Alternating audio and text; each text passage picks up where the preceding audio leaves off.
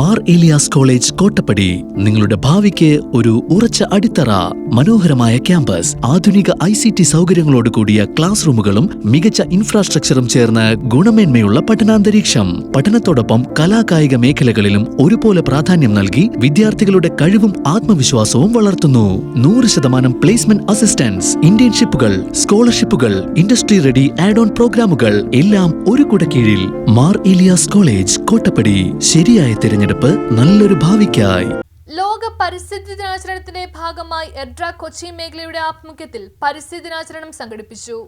ലോക പരിസ്ഥിതി ദിനാചരണത്തിന്റെ ഭാഗമായി എഡ്രാക് കൊച്ചി മേഖലയുടെ ആഭിമുഖ്യത്തിൽ പരിസ്ഥിതി ദിനാചരണം നടത്തി.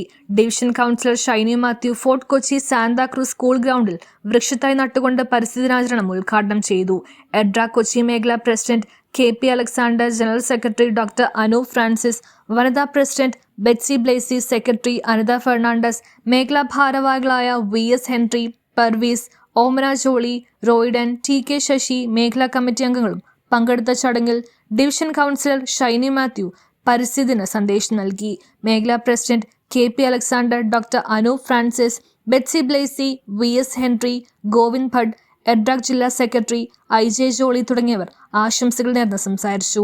തുടർന്ന് നടന്ന പരിസ്ഥിതി ദിനാഘോഷ seminar Fort Kochi SHO KC Ratheesh ഉദ്ഘാടനം ചെയ്തു.